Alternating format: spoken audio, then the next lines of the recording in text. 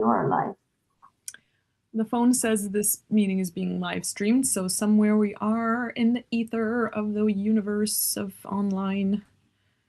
There we are. I have to look for a woodburn corner. Actively look for you. On YouTube? Yep. It didn't give me a...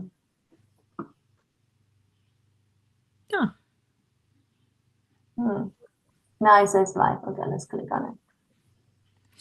Oh, you need to change the gallery view because right now it only puts the person that is talking.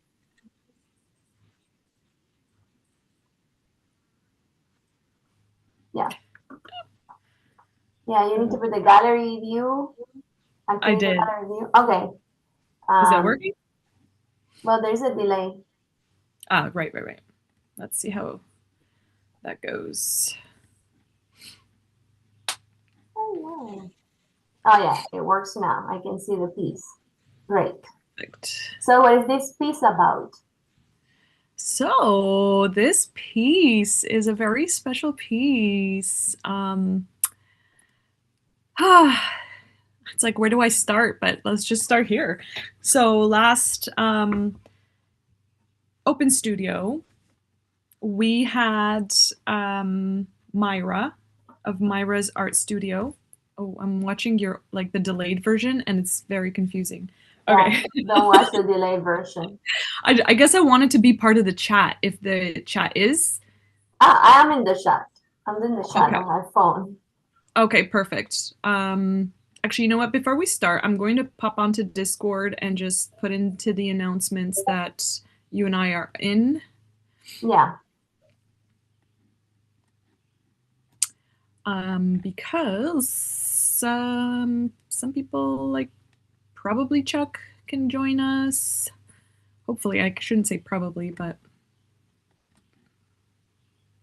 Do you want to send like, I don't know how difficult it is to send an email to your subscribers, but you can make a quick email with the link. Some people might jump in out of curiosity. Yeah, there's a whole story with the whole email and YouTube links and this live stream. I learned the hard way that if you put a short link of any YouTube short link in your emails and you send it to multiple people, majority of the people's email systems will mark it as spam. And my open rate went from 49%, which is kind of wild to have that high of an open rate in the first place. Like half the people on the newsletter list are opening the emails. That's, first of all, that's crazy to me, which is I'm so grateful for that. But we, like the people who are signed up actually want to get this content. I've been collecting people for many years, but after our first live stream, which I don't know when that was, like a couple months ago, my open rate went down to 13%. And I panicked and I'm like, what is happening? Why? That's a huge shift. And that is not cool. So with the help of Claude, I don't know technology terms. Like I don't know what, I know basic things and open rates and all this and stuff, but I wasn't able to understand what happened in house and how to explain it to Squarespace help. So I took screenshots. I was having a conversation with somebody in Squarespace because Squarespace is the website that I use to build my website and my campaigns and stuff. And Claude was telling me, tell this person this, and this. And I copied it and I pasted it. And I said this, and this. And they're like, oh, can you check this, and this? And I was like, I don't know what that means. Copy, put it in, paste it into Claude. And Claude was like, okay, this, and this. And I'm literally having a conversation with AI as my buffer. And I know maybe like 20% of what they're actually talking about. And in the end, they discovered AI and Squarespace discovered that YouTube short links are marked as spam. I don't know if it's any short links, like Amazon has short links. Lots of websites have, like, you know, when you ask for it, a link is like super, super long, but you ask for it to be shortened so it looks better. That is a big, big no-no. So after doing whatever AI and Squarespace told me to do, it's back up at like 30 something percent. And they said it's going to take time to kind of I have to tell people like, mark me as not spam or put me in your safe sender list. So it's been growing, but huge points for AI too, because I would have had no clue that was the problem, and I would have no clue how to solve it. So totally. I'm so grateful. Yeah. 1 point for Claude. Right? So I know it's So you're supposed to send like the long YouTube URL, or you're not even allowed to put any links in your emails? I think they specifically said the short form. So they said it's okay if you put the long form, but I wouldn't do it for the next couple times so that it can grow again and the open rate, so it'll stop marking things as spam. And then once I'm kind of back at 50%, then I can start putting in links. But to be honest, I don't think I want to anymore. That, like, I work really hard on those newsletters. I not only pour my heart and soul into like sharing all this content, but like there's good blogs in there, there's freebies in there, there's like so much information, and it's a lot of work. So I want people to open them, and I don't think I'm going to risk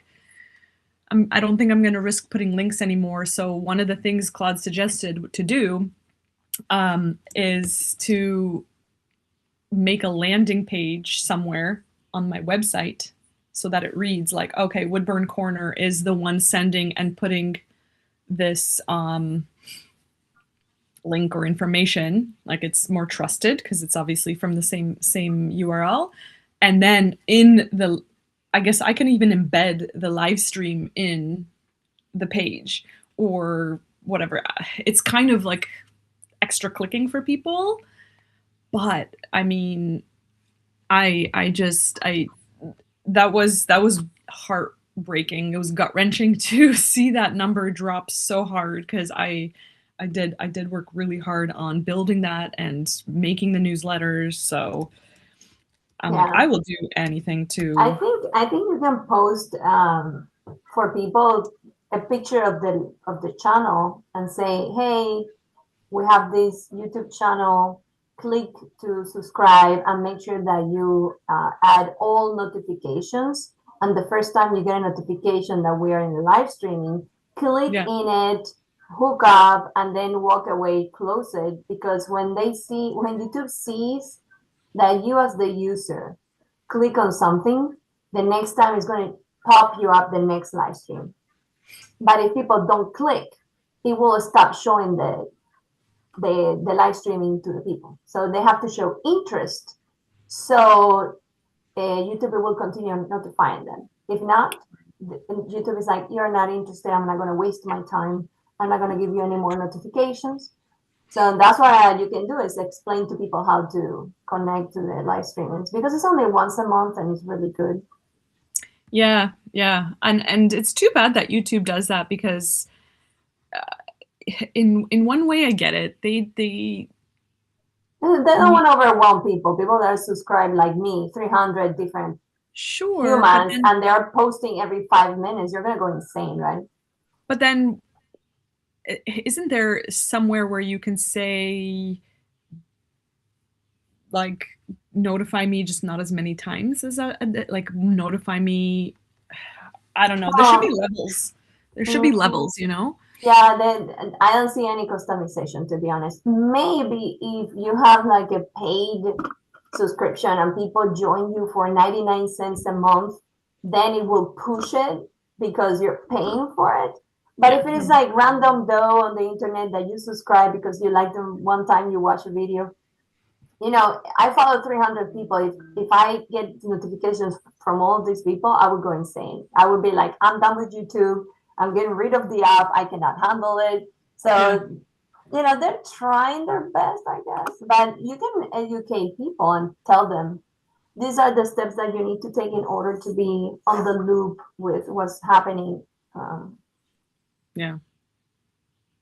Yeah. Well, so tell me about Myra. so Who's back to this Myra? piece. Yes, Myra is a wood burning artist. She's based in Toronto, actually. So uh, hopefully one day soon we'll be able to meet in person and live, which is always so much fun to do because when you share a passion as like niche's pyrography, it's really cool to be physically in the room with the same person and drooling over the same wood and all that. So um, Myra's an artist. She does a lot of botanical work. Generally, her work is freehand, and she taught us a few ways of composing different botanical compositions with a few different techniques, and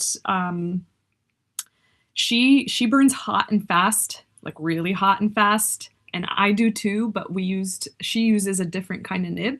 She uses a rounded, like a universal type of nib, and she almost folds it. Were you there? You were there at the live stream. Yeah, so Yeah. you saw her nib. It's like it was bent. And that's wild to me. But I tried it and I need some more practice.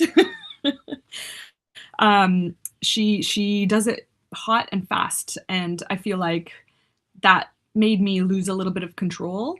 But it was really fun because it feels super satisfying to just have it red hot and just literally burn through that wood. So yeah, she taught us composition. She taught us different basic flowers and how to kind of use them over and over, but make them look a little bit different each time. How to fill in the spaces and stuff like that. And then she also taught us how to use acrylic paint to color it in after, like to make it beautiful and colorful. And that's also another mind-blowing thing that she did because she works so fast with that paint, and she just like mixes on the go, and it's acrylic. And I guess I don't often use acrylic. I generally don't like to use paint because it takes so long to dry, and I get frustrated. I like pyrography because you do it and it's done, and I guess when you finish it, there could be waiting time, but you know, it's just a lot faster.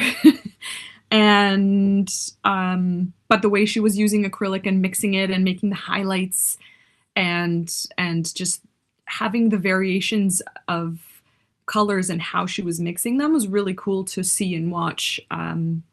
So I have yet to color this, but I did want to try this pattern or this kind of general idea of drawing, and I wanted to try it on a new piece.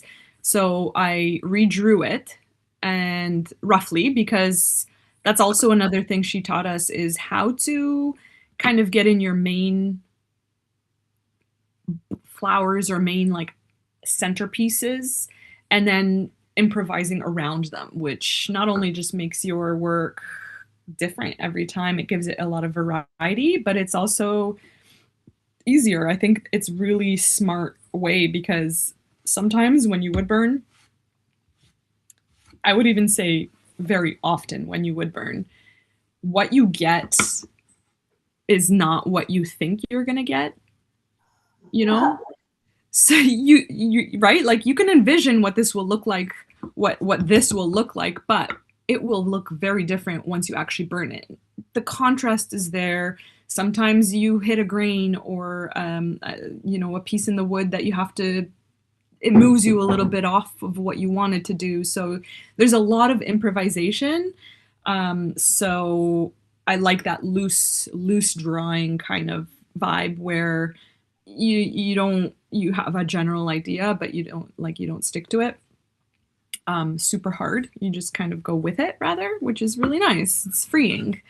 And her whole vibe and essence is very freeing. Like the way she woods burns hot and fast is very, it's so sketchy. You know, when you sketch, you kind of go really fast, and I like that. Like I'm not, you'll see in a second, I'm not super quick because I'm carving it, and I guess I'm faster than normal, like than the average person, but she's like super fast. So, um, yeah, that's my plan today is to do this, so that I can compare her nib, the one that she used that I tried. Her work is much nicer than this. This is my first time using the nib, so it's a little bit janky, but I'm gonna try it with my nib and see what comes up and how the difference is with different nibs, and then I'm gonna put acrylic on both in her style.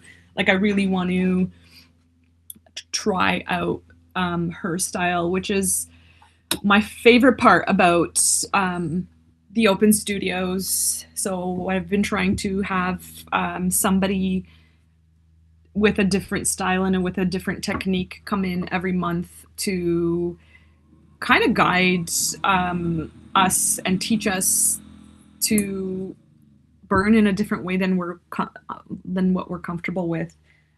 Because I was definitely uncomfortable burning this, but having to sit there and do it the way she's doing it and watching her do it, it was a lot less intimidating, and it was really fun because then you can kind of see her style and her essence in that end result. So yeah, every month I try to kind of have a new artist and a new guest come on. I wonder if this is close enough. And point is to try. Chuck is asking, wait, Basia, what nib did you try? Myra's nib. Okay, it wasn't as bent as hers. Here's my box of nibs. I really need to get John from Circle 8 Pyrography to make me one of those holders. Have you seen them? Yeah, they're cool. Oh, it's so simple and so like solid and structured, but it's so useful. He makes nib holders that also include like a little nook for your machine, and because he makes them by hand, he can just make it matching to any machine, and you have a place to store instead of like a box like this, which kind of sucks. Okay, but this is the nib that I used. And this is the universal nib. Hers is this kind of shape, except it's bent. Like if you imagine just taking pliers and bending it, it's literally like like a hook. Yeah, and it's I kind of get it because you don't burn like this. She will burn like this rather. So the grip is very different. She also really likes having super large grippy. Her and Zona, they like to have really large. I guess they're silicone, so they're still kind of soft and squishy. Yeah. But hers, she likes it big, and that's weird to me because I use the razor tip just because it's the smallest one I can find. It's not the only reason why I use this machine, but it is one of the biggest reasons because it feels like a pen and it's tiny. So that is the nib I used, and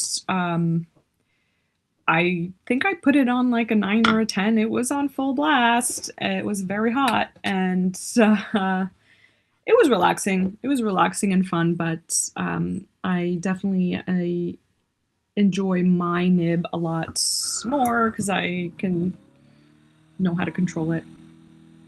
I turned my fan on. I don't know if you can hear it. Can you hear the fan? How about now? Still? Is it obtrusive? Like, no? Okay. Because safety is always priority. I'm in my garage and the door's open, so I have air, a lot of air coming in. But even with open doors, open garage doors, the smoke rises and it goes in my face. So having the fan nearby pulls the smoke away and allows me to not have it in my face, and then it's pointed towards the open door. So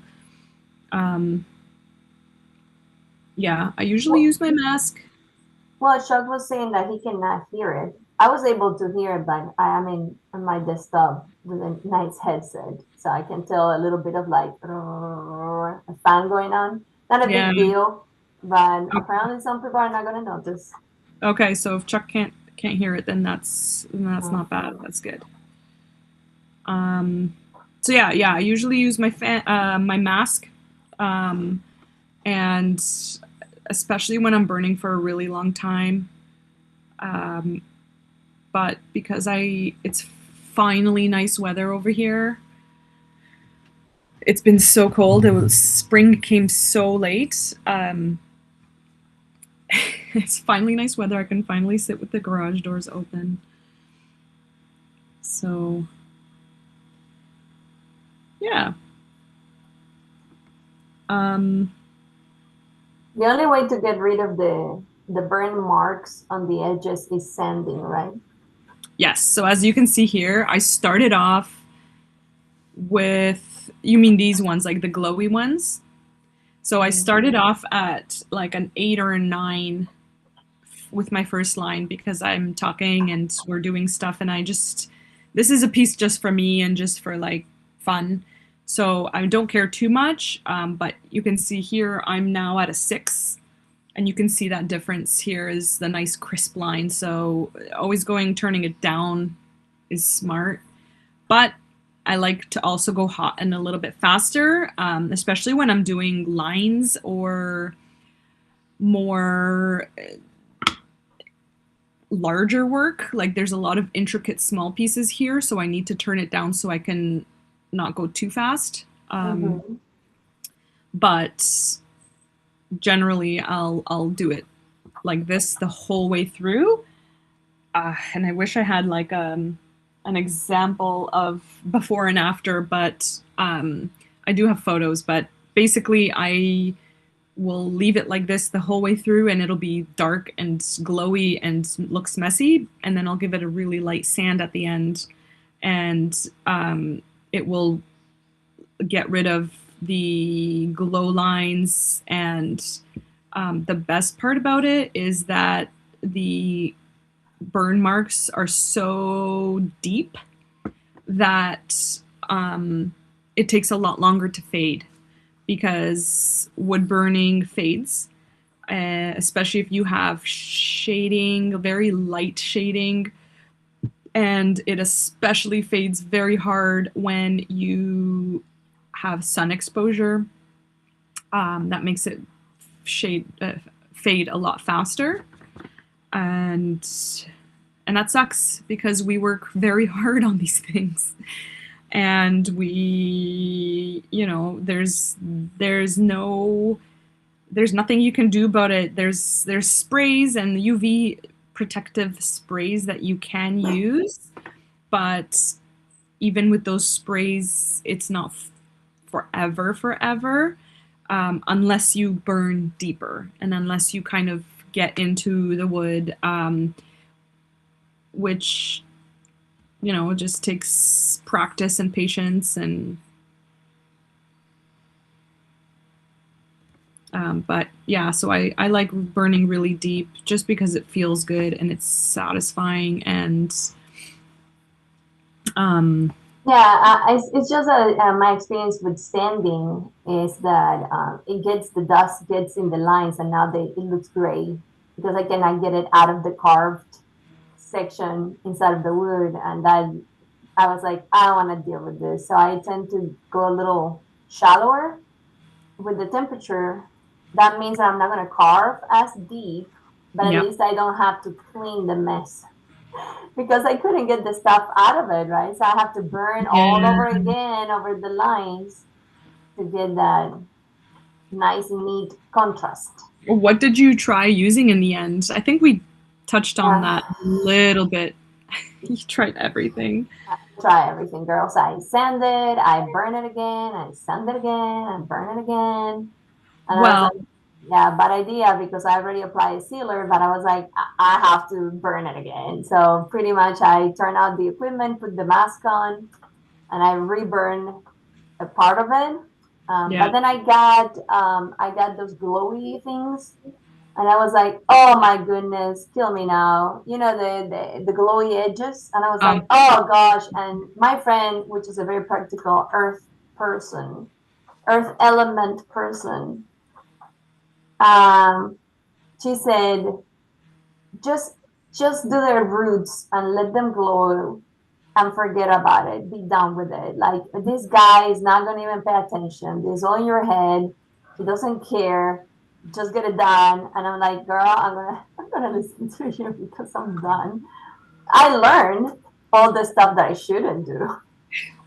which is A lot.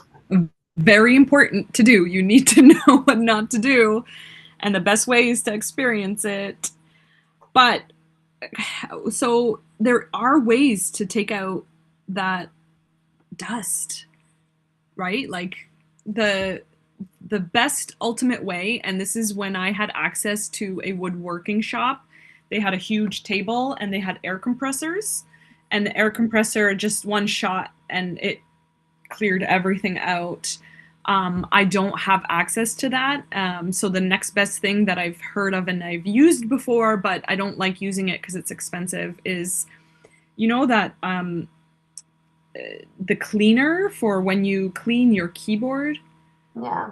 It's like a little tiny air compressor with a straw that will get rid of everything. It's not great for the environment, and it also like is expensive, so I don't use it. But what I do use, and my burn marks are really deep, so this does work. What I do is first I blow as much away as I can, obviously, or like just yeah, or like because you can't breathe that stuff in. And that gives the topical stuff. Then I'll take a microfiber cloth and then I'll do another wipe. This is, I'm just talking like seconds. You don't have to sit there and pick. But then the magic comes in when you take an old toothbrush and you flick in all the tiny areas, and sure, it's annoying Girl, I follow your advice. I did all of it except and it didn't. the fancy thing. No, because I was using a blade that is thinner like a micromillimeter, and I'm Yeah. cutting through it. So there was no way that I could get into those crevices, and it looked great. So I took the towel, I wet it, and I used it, and that helped, but it didn't get deep neither. So I was like, the only way to get this done is to burn on top of it. But I got impatient and I had a high temperature. And when I burned a couple of lines, I was like, great, now I got the glow. And my friend was like, don't worry about it. Put the glow in the roots and let it be and move forward with your life. Like, nobody cares. But this is the piece that I'm going to present to, for the first time, I'm going to participate in one of the Burn Club challenges, right? I And hoped you would.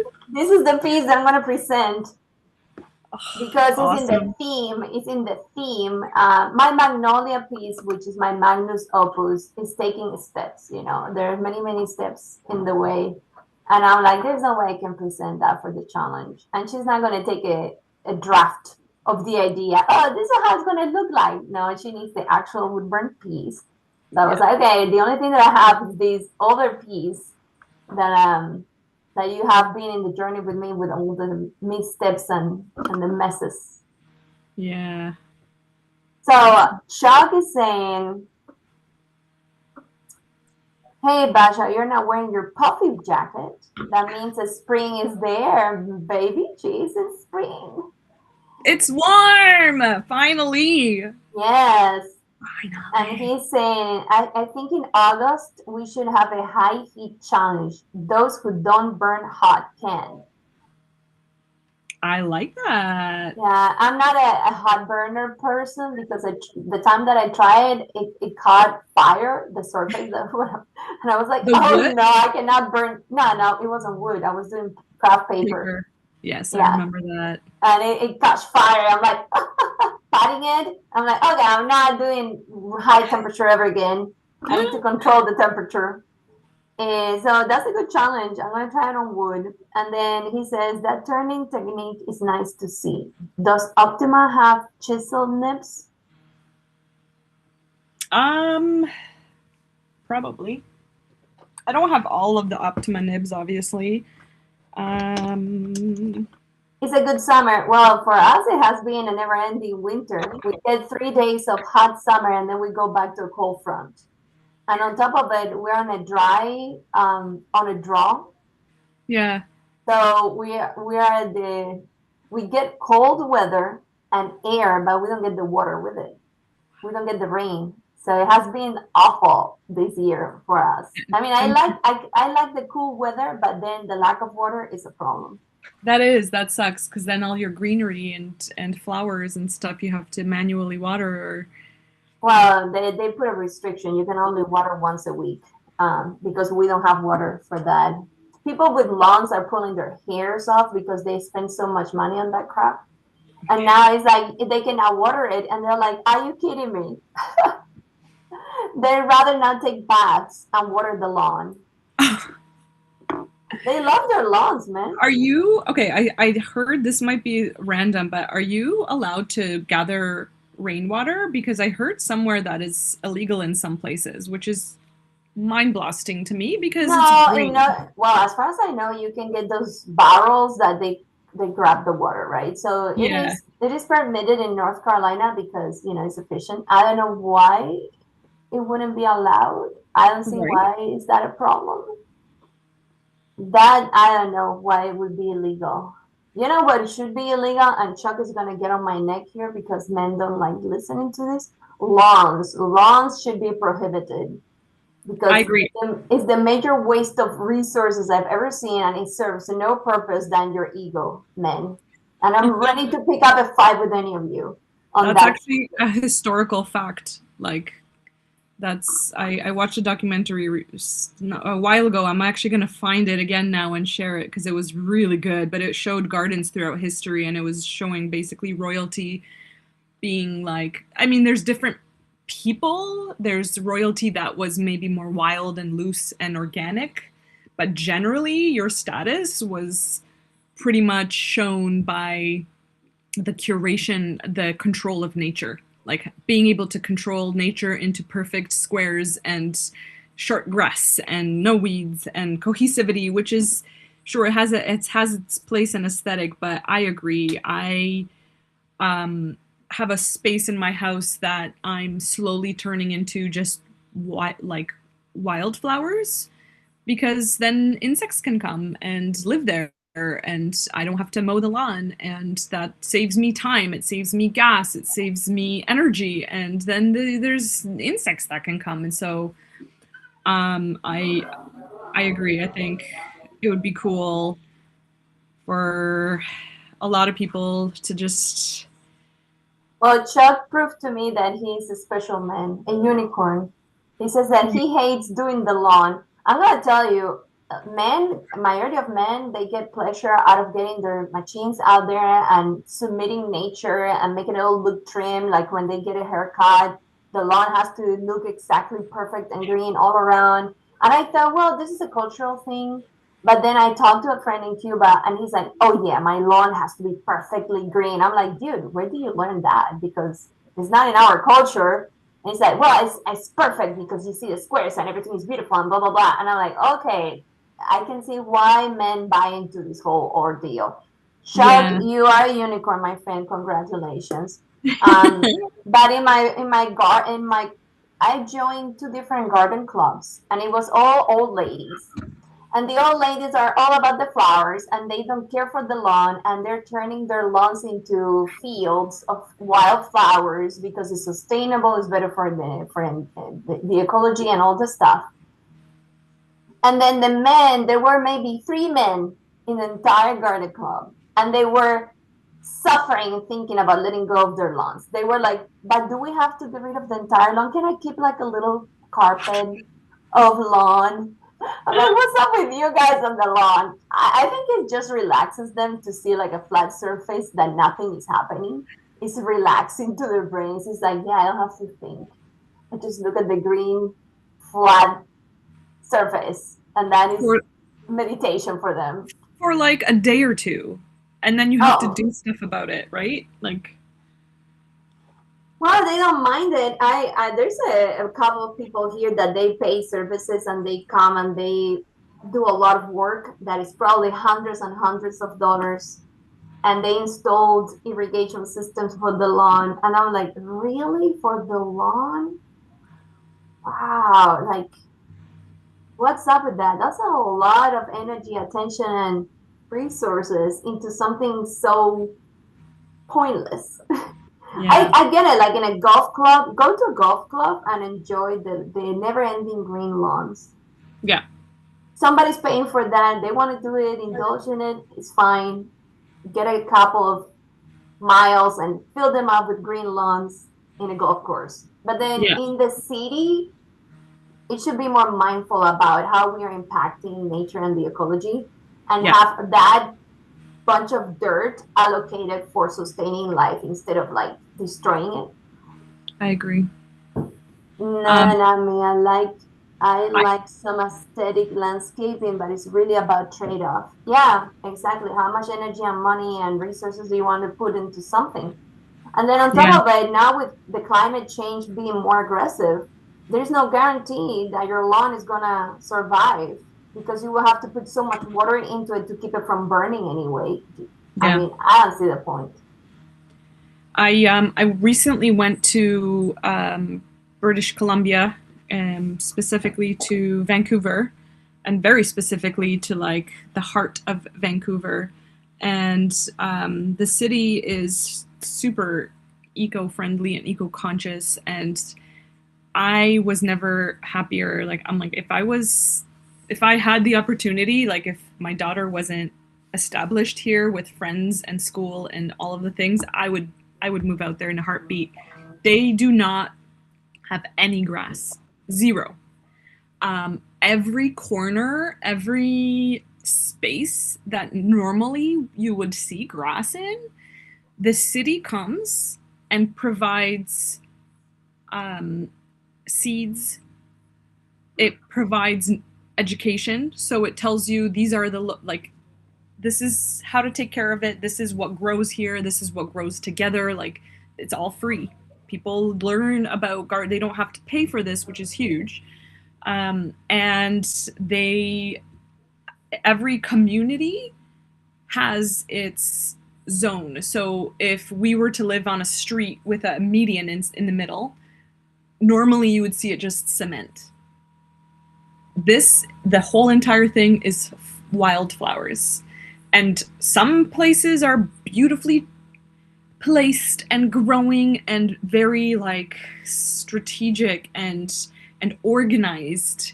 I always think of my grandma because she likes to have things in rows, and she likes to have, whereas for me, I like things crawling on top of each other and going, and you don't know where it's going to go next. I like it more wild.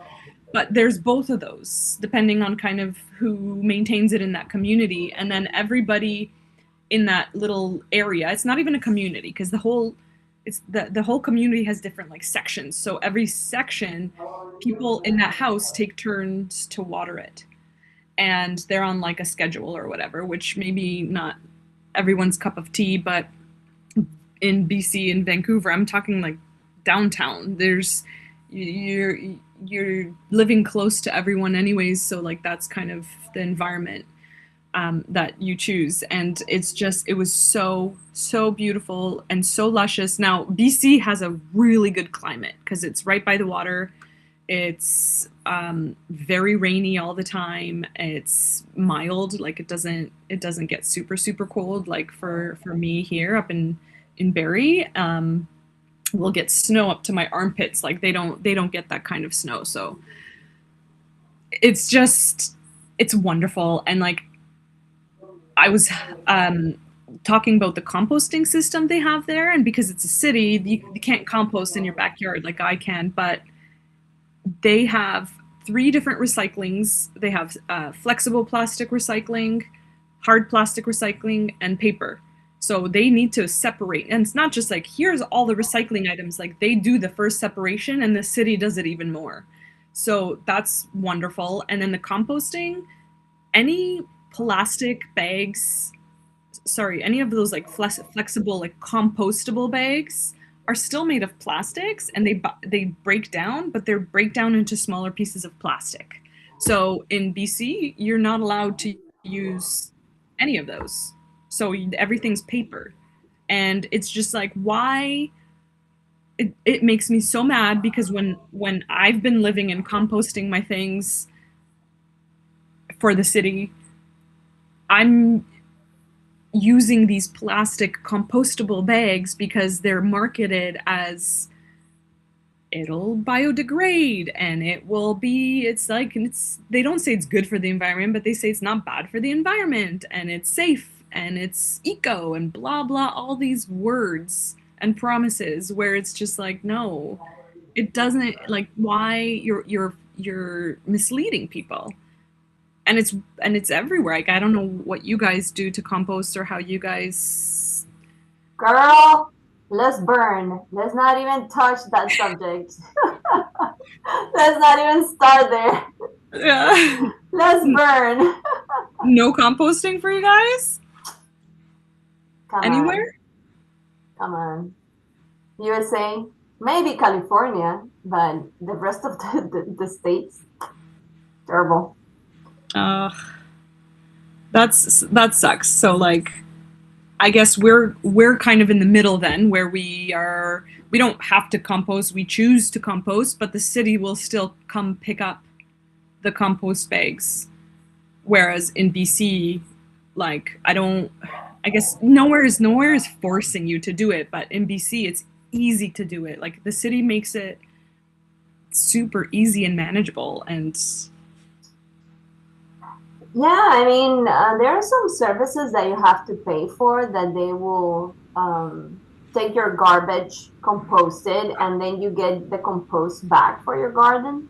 But you okay. pay for that, and it is a service. But you Okay. know, only the hipsters and the middle class can afford something like that. The rest of people, at least here in the suburbs, we choose to put the organic stuff in a container and then you bury it or you put it in some type of garden dedicated for composting. I have a friend that he will compost actively. I don't have patience for that. I just throw crap It's a into lot of the. work. I just throw it there, and you know it gets rotten and it decomposes on its own. Yeah. And yeah, I mean, Chuck is saying it's on at the individual level. Yeah, because but the individuals cannot really fight back the problems that the big companies are creating. So that's the whole problem. It's like now I'm responsible for the crap that you're putting out there, but who is making the money? You are creating the mess. You have to clean up the mess, or you have to give me money for the mess that I have to clean up for you. Yeah. Right? It's like it's obvious to me, but no, they always create a story around it's your personal responsibility to take care of this problem that I created. No, it's not. No, who's making the Coca-Cola bottles? Yeah. Who has to pay for that? Period. Right. You're the one that has to pay for that. The consumer doesn't have to take care of your garbage. But anyway, um, pretty much that's the options here in America because there's no money on this. You know, there's nobody making big chunks of money out of recycling. Yeah. And even when we have a separation, you put like a bin for recycles, and then you put a bin for the organic stuff. Well, majority of the stuff that you put in the recycle bin is not going to be recycled anyway because they don't have the infrastructure for separating It's not like Japan. Japan has like seven different bins, right? And you have to decide this goes here, this goes there, and it's a little more organized for them to recycle. But in USA, how many people can you see in a conveyor belt trying to pick up? Okay, this goes here. A lot of trash is going to go through it and they're not going to pick it up. They don't have time. So it's kind of like for make the citizens happy and think, oh, we're not polluting the world, but we are the worst polluters. We don't take Yeah. responsibility of our garbage. So thank you, Chuck, for bringing me back to a positive thing. So he's saying, looking good, Basia, your flowers. Thank you, thank you. Look at the difference. Yeah. Maybe I guess this is better. And Yeah. I didn't even sand it yet. I mean, you have mastered that thing. I tried to use it for my pine tree. Well, it's not a pine tree, it's another type of tree. I tried to use your tool, your nib, and I couldn't pull it up. I was like, well, Basha is the master of that thing because I cannot make that thing work for me. I ended up with the blade. It looked like a knife, like a surgeon's knife. Yeah. And that was the one that I was using very carefully because it's so annoying to make curves with it. It tends to get stuck in the curves. This one? Yeah, that one.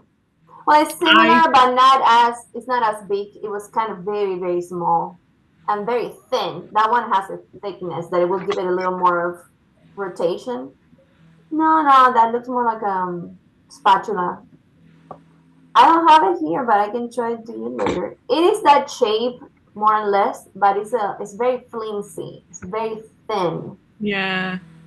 Yeah, it's not the rectangular one. It's more like the curved one.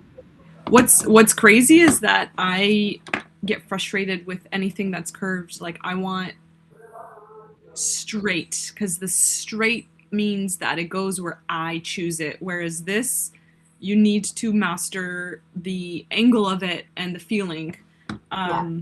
Also, Chuck asked if there's the chisel nib in the Optima burner, and this is the closest one I could find. It is bent, so I'll probably bend it back and maybe try it. I also don't like it being too large because then it catches the wood too much, whereas this medium one is just perfect. I do have a tinier chisel nib, but it's too small because it doesn't grab enough. So for me, but again, 10 years of using the same nib, so you're just gonna get used to what you're using all the time. We decided, I never, I didn't think that people would want to see, because I've showed people how to use it and I've explained it, but everyone still is like, I think you said it, Zona said it, somebody else said it, they're like, do a chisel nib open studio. So I'm going to do a dedicated open studio to get deep and down into this and sharp nibs and show you guys how I use the sharp nibs, and give some tips and techniques, because yeah, it's a love-hate thing. People generally hate them because you're cutting the wood, like you said with yours, you're carving. No, what word did you use? Yeah, I slicing the wood, and then when you try to turn, it gets caught and it tries to do straight lines, right? So it's not curving. Yeah. So I had to go like little straight lines to emulate a curve. So it was a pain. It was a pain in the curves, but I really like how fine the line was. Such a perfect fine line. It looked machine-like, so I like that. But the curve, it was kicking me. Yeah, the curves are hard. That definitely takes practice, and like you could see here that I'm going in little bits and pieces as well, which sometimes doesn't work. Sometimes it's annoying. Mm-hmm.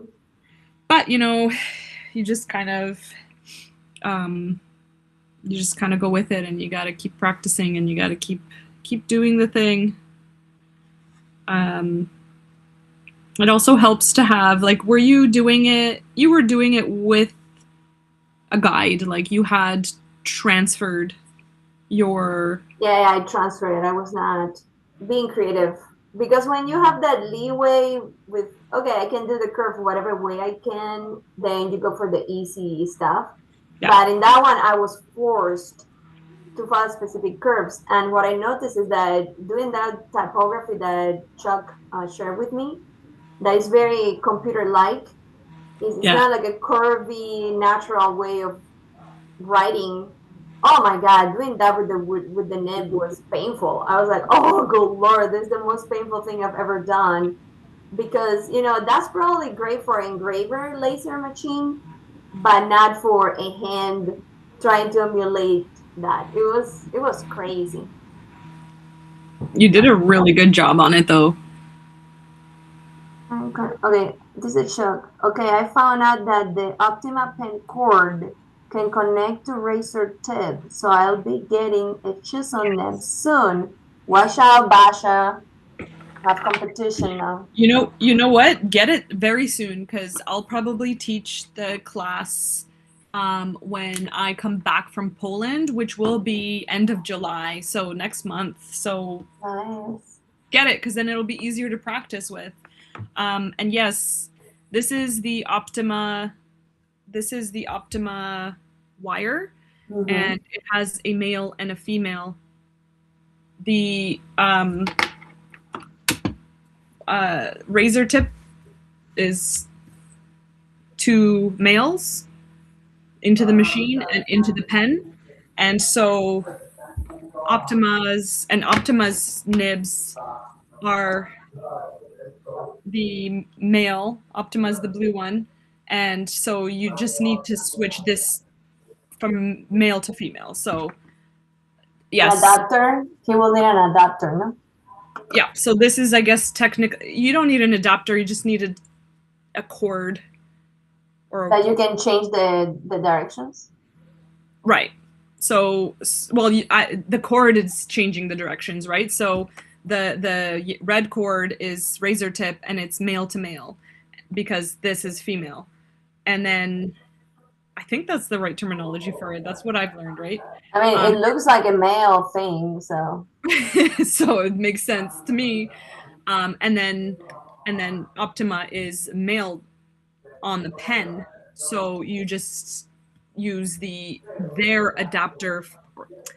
I guess it would be an adapter. It's still a cord, and it just plugs into the machine. Now, it's not as smooth plugs in. Like, this fits beautifully, where this I kind of have to pull it a bit harder, but the connection is really solid and it works really well. And I don't know, the pens, they're pretty similar, as you can see. Generally, this one is an industrial nib, and this one is just the standard, not nib, pen. So this one's like thinner, but razor tip does have the thicker ones. So the industrial version. So the industrial version is even thicker than the Optima. But people complain about the standard ones getting too hot, and I've felt that before, but it's only when I burn like super, super hot and super long. So that's why some people in the club have gotten the grippy things to hold on to, and so they don't feel anything. I personally, I want it as thin as possible because it's most comfortable for me that way. But yes, you can absolutely get the adapter, and like I got handed down by Rachel a bunch of Optima pens because that was her favorite machine. So for me, it made sense to get the adapter because now I have a whole set of like 10 different nibs that I can use with one machine. I was gonna say, do you have any particular glove that you feel can block the heat? Because I use a leather glove for when I'm burning. Yeah. And it protects me a little bit, but it comes to a point that when I'm burning a little hotter, I can feel the heat building up and it's uncomfortable, right? So I don't know if there's like a perfect glove out there that's gonna block any heat. So I was teaching for a couple of years in a elderly home, and I felt like people who maybe don't have as much dexterity and grip.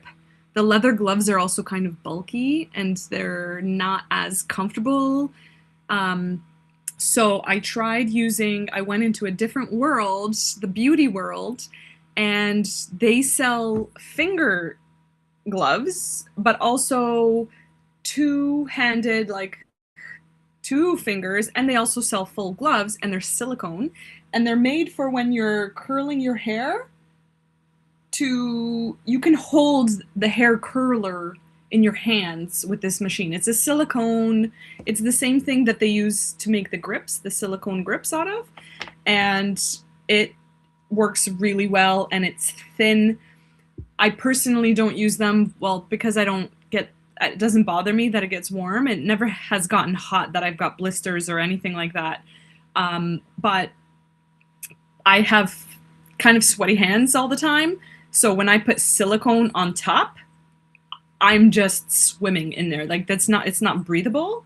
So for me, I don't love it, but they do, if you get the finger one, or if you get just the one that goes kind of on the two fingers, then you don't really need maybe a finger glove here and then the two fingers, because then it rests. I mean, everybody holds their thing differently, but maybe that's an option. And I've seen people really like it, especially when they're really scared to touch it, and you just feel safer.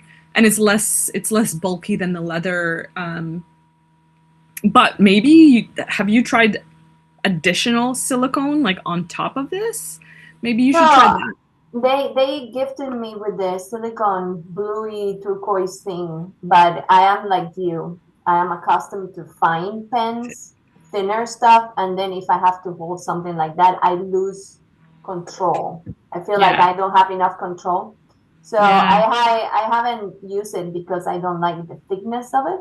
Yeah. And so I usually use the leather glove, but it's not perfect. For me, that silicone could be a solution because my hands are always dry and cold. So, I mean, I don't Opposite of sweat. me. I don't sweat. You're like, I need the moisture. I'm like, opposite. Oh, Yeah, so maybe that would work. I just need to make sure that it's going to fit because I have sausage fingers. So maybe these yeah. are dainty lady fingers, and then I'm like, it doesn't enter, and I'm going to be wasting time and money in that thing. Yeah. Chuck says that I have a pair of those. I Silicone? imagine because of his curly hair, right? Every morning he curls it, so he needs silicone gloves. I imagine he's a man that likes to keep his beard very, very neat. So I imagine he Right? needs a special equipment to take care of himself. Not a lawn lover. It's all coming together now. He says, I don't either. They just sit in a drawer. Yeah, probably he Okay. doesn't use them. Yeah. I mean, but why don't you use them? Is it because it's sweaty, or is it because you don't really need one, or is it because I don't know. I mean, there's a beauty to just picking it up, the tool, and using it without any additional things.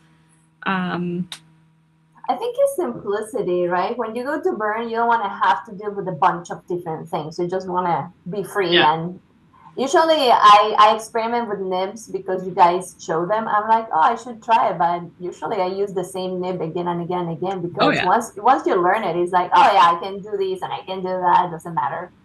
Yeah. Um, so yeah, having all these extra steps is annoying. Yeah. He says pretty much, and I like to just feel the pain and pressure more. Yeah, it's about the connection with the Feedback. wood, the Yeah. feedback. Yeah, I agree. I agree. I also love that feeling. I love the ease. I love the simplicity. And it's just I don't know. I don't know why some people's gets hot and some people's doesn't. Maybe it is the threshold of heat. Maybe it is I think it's several things. It's your environment. If the temperature in your environment is high, then everything is going to feel hotter. On top of True. it, if you have hands that are very sensitive to things like mine, I'm going to feel more uncomfortable with the heat. If you burn really hot, it's not the same as if you're doing superficial work that doesn't require high heat. Yeah. And sometimes when you're doing work, you're going to be more on top of the burner instead of on Yeah. the side. So in those moments, that's when you feel the fire burning the hand. But when you're like that and you have a fan Smiling. extracting the heat, so I think it's a bunch of things. If they don't have a fan extractor helping them, that's also going to create a lot of heat around the hand. Yeah. The fan is everything.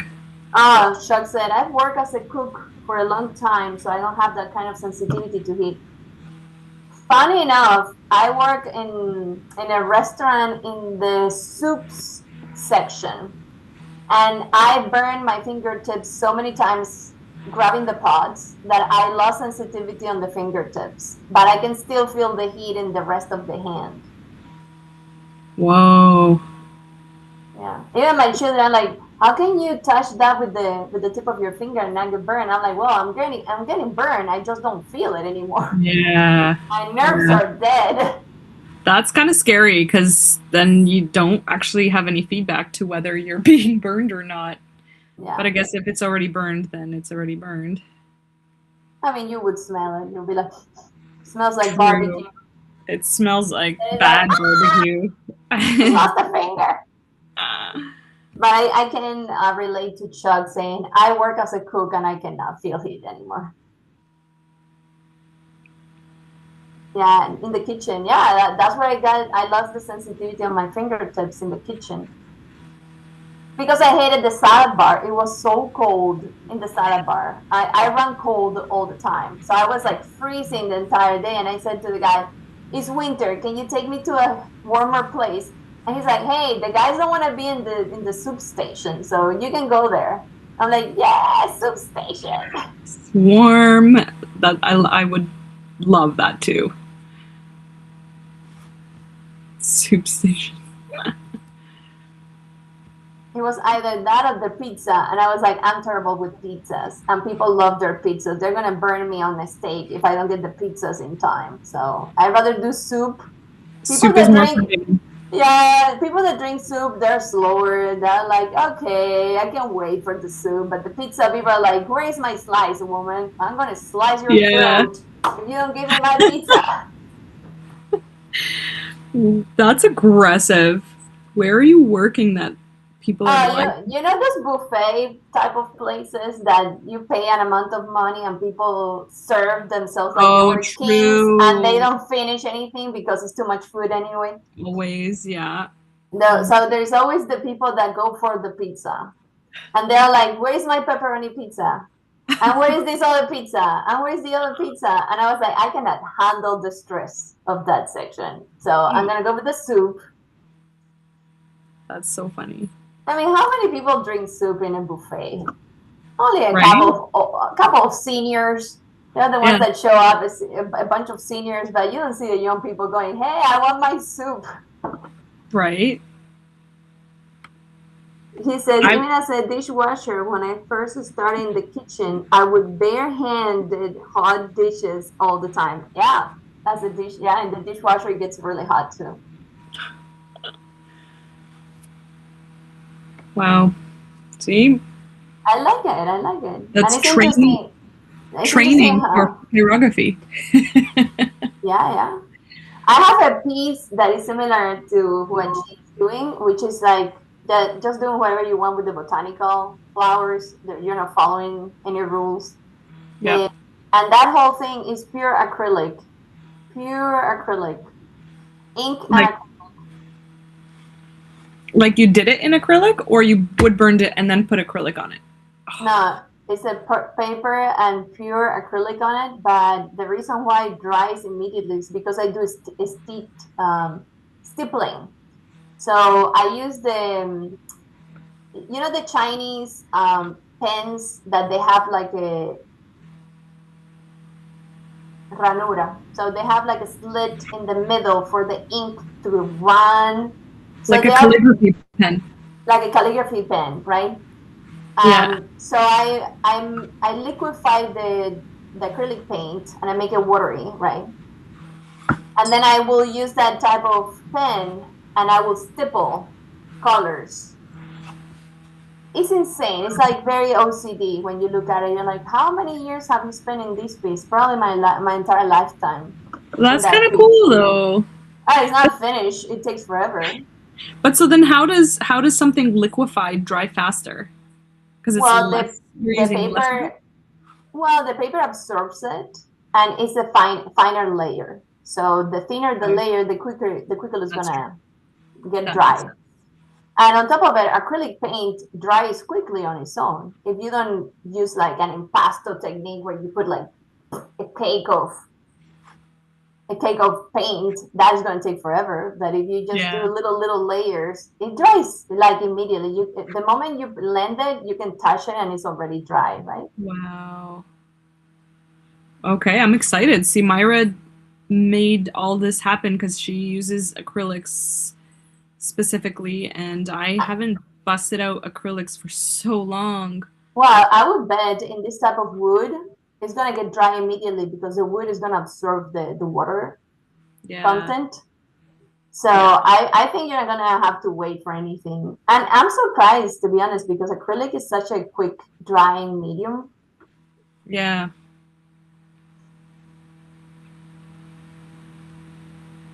Chuck is saying I was being prepared. I was being prepped for burning. He's already trained for the States. He's training. See, you don't even know why. It's when people say everything happens for a reason. Some people hate that saying, but it's like you don't know why, but you're being prepared for something for whenever you do stuff. So I love that.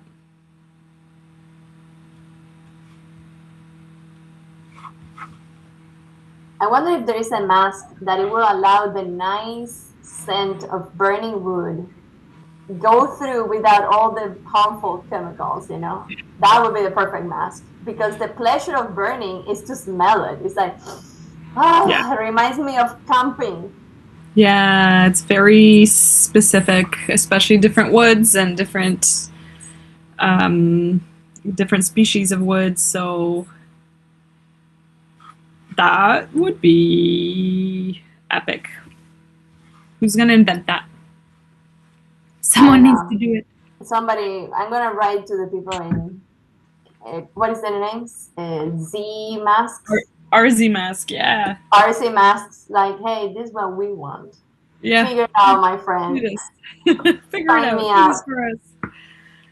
All right. This is That's the comparison. that's the comparison between a nib that I've never used before and a nib that I've used for 15 years, and Yeah. that's a big difference. Totally. I mean, So it depends, you know. I like the feeling of it's kind of like a childlike type of piece.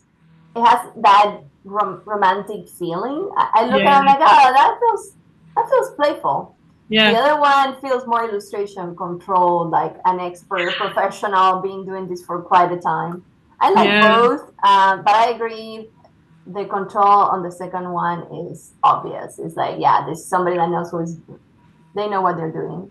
yeah, yeah. I do like. I wonder if I can recreate this aesthetic of, because as I was doing this, I started making these lines which I shouldn't have because I'm going to be covering it with acrylic, and if I do it in Myra's technique where she kind of just went really hard with she went thickly in there, um, to be able to have kind of a little bit of dimension, but also she layered on highlights and she layered on lowlights. So like this requires a tiny pen, and now I have to go precise and detailed, and I don't like that. So I'm probably gonna go over this. But as I was doing this, and I'm like, it's kind of too perfect. Like it does lose that quality of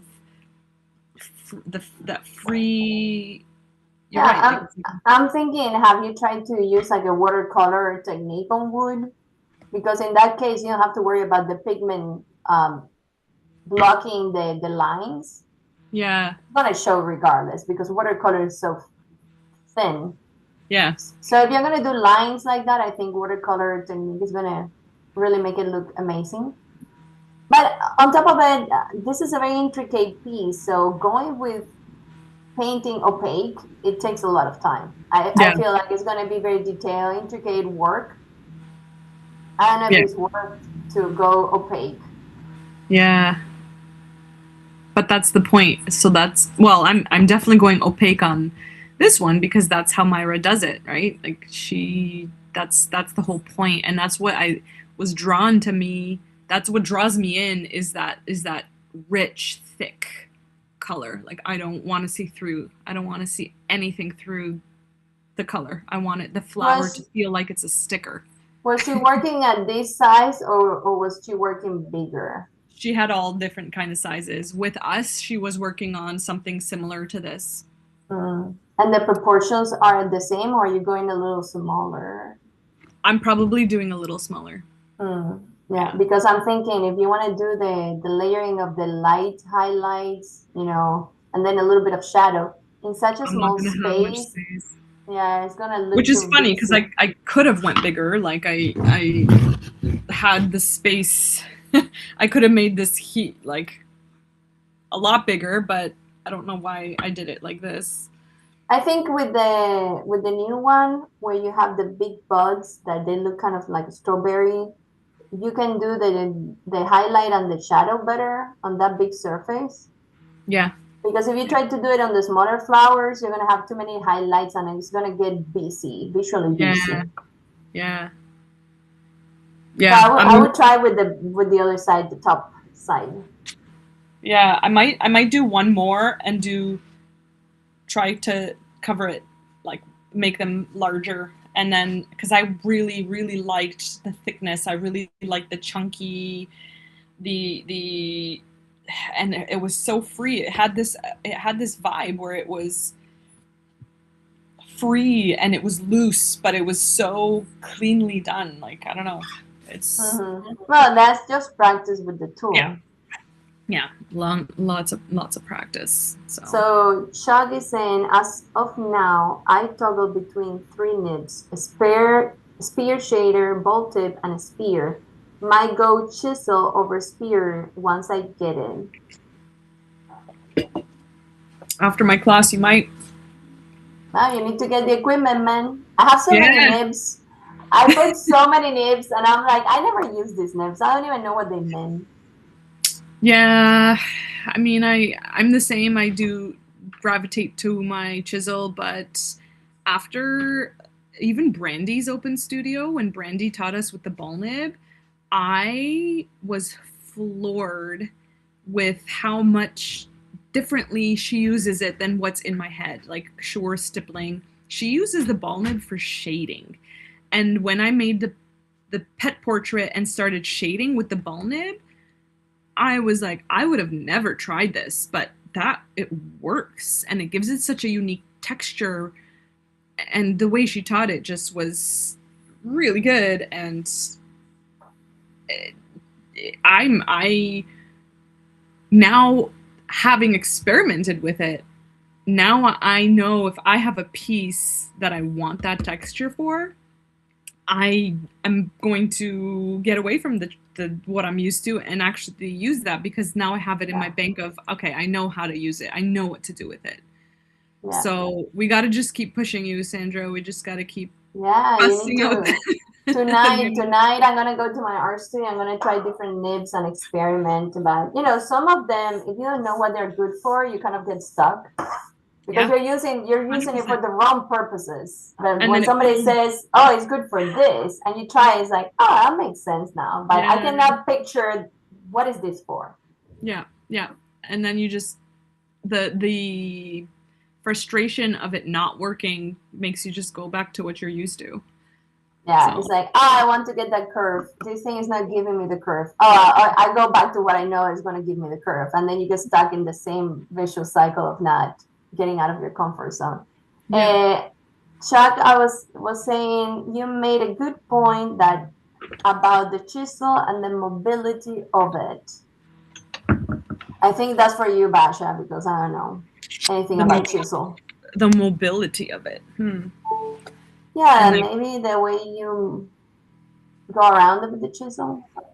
yeah, I don't know what point I made, but maybe he's talking about the curve in it versus the straight edge.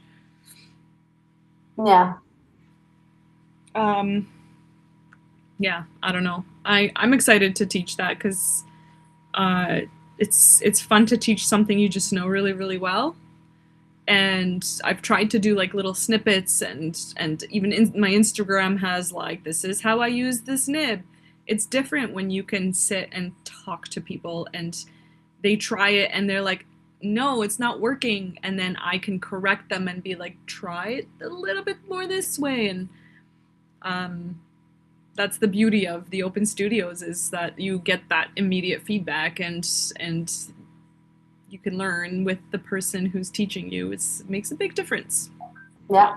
It's like one-on-one coaching. Yeah, Nothing better than that. yeah, And yes, that's it, Basha. The curve yeah, does forces your direction. yeah, yeah. So I'm trying still to get used to that. I'm still trying to embrace the curve, but I don't know. I don't know if I like it, because you still can't do like you still can't do like these tight turns unless you have a super small one, and even that you need to be able to twist it in your fingers fast enough. I don't know. We'll experiment. Okay, okay. Well, Um, Basha, are you gonna give like a heads up, maybe to get people excited about the next burn challenge theme? Are you gonna done. squeeze in? Are you gonna squeeze in a little bit of info? Let's do it. Let's spill the beans. Actually, I'll show you my piece that I'm gonna work on. Chuck, keep it secret, man. Keep it a secret. Anybody who is joining us here is the lucky ducks um, to get this news. And this is I started this for our first challenge when we had Grow, and I could not finish it, and I really wanted to like have the roots holding on to the border, and so I just didn't want to rush it. So um, Beautiful. this is this month's challenge. That is um, probably everyone's favorite thing in the club, because that's I know, exactly right? what we're burning on. So yeah, join us. Well, I already have the piece. I just need to finish it, take pictures, and then post it. And I'm gonna be competing. So Chuck, get your stuff ready, because he said I'm gonna own that one. I'm like, no, you won't. Let's see. Bring it on. Challenge accepted. Ooh. Oh, he's saying, whoa. Well, so what is the theme? Tree. Tree. Okay, Yeah, so or the theme trees. is a tree. Tree. Trees So would be trees, multiple. people, no bushes, No, we want no trees. flowers. Flowers are lovely. Oh, I would you accept the family tree? Yes, so it's any interpretation of tree. Thank you for adding that. Like, it's whatever you feel like trees or tree means to you. I never want to pigeonhole and have everybody burn an actual tree. It's cool. That's fun too. But if you like to do abstract stuff, if you like to do interpretations of the word, then that's okay too. He's going That's freestyle. Well, tree's a good one to freestyle. Trees are also forgiving because there's no one specific shape of a tree. Chuck, the challenge for you is to make a cubist tree. Cubism tree, yes. I love that. Ugh, and all those hatchworks in the bark and the texture. That's gonna be nice. Mm-hmm. Totally. He's laughing. We're burning him. We're burning him. He's like, oh my God, you're giving me so much work. I need to get a nib. I need to try Yep. something new. And then I Yep. need to burn a cubist tree. Like, what's going on? Yeah, make sure That's you're the writing it plan. all down so you remember. He I'm remembers. joking. He's like, that's the plan. He's on it. Thank you for showing up, Chuck. He's our #1 fan. He should get a Yes, reward for it's showing up every time. it's so nice. I love it.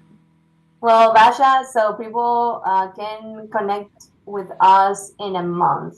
So what would be the date and time? So next live stream, I guess we're always trying to do it in the beginning of the month. Next live stream, I'll be in Poland. Ooh, ulala. Can I say ulala or no? Ooh la la, that's en français. Yeah, but I don't know Polish. I love the accent though. In Polish, you can say wow. Ulao? Wow. No, Oh, that's not. wow. Jak fajnie. Jak find it. Okay. Jak find Nice. That it. was good. That's good. So we'll probably do something at the beginning of the month. What And month then is you it? go on your trip, right? I'm gonna be in Poland, so I'm in Poland for a month. Oh, So you're gonna do wood burning in Poland? Are you gonna bring? no, Oh, okay. I'm not gonna actually wood burn, but I'll Oh, be present. Chuck and I, we can take in the challenge. We're gonna be burning. Come on, Chuck. You need to Yeah. join me. Yes. Yes, yes, I like this. Tables have turned. The kids are gonna live in the house with no supervision. I mean, she's gonna be there, but digitally, she cannot really control what's going on with the wood Yeah, yeah, burning. We're gonna yeah. wood burn. Okay, I'm gonna try nibs. I'm gonna be like, how do you use this, Basha? She's I gonna be, love no, it. you need to turn it this way. You need to do this thing. You're being awkward about it. I can't look anymore. Why don't you listen? Listen to me. I love it. I love it. Okay, I'm gonna write that down because I need to be in the other. I need to be in the art studio. I need to Yeah. have the top camera like you do. Yeah. I need to connect everything to a laptop. Ooh, exciting! Yeah. Playtime. You're already such a pro at that though, because you have your live streams consistently, which is really such a refreshing thing to as artists. I feel like nobody can just really stick to one kind of art form.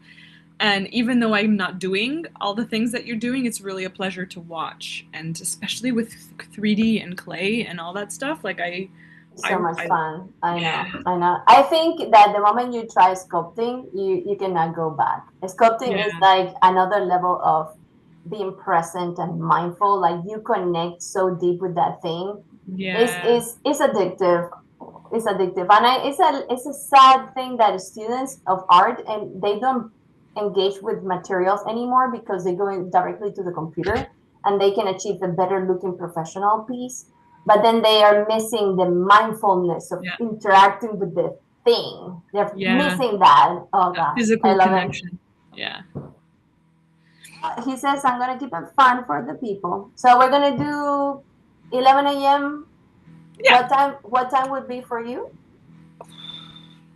Actually, that's a good question. I don't know because I need to calculate that. It's a 7 hour difference, I think. So it might be not 11 a.m.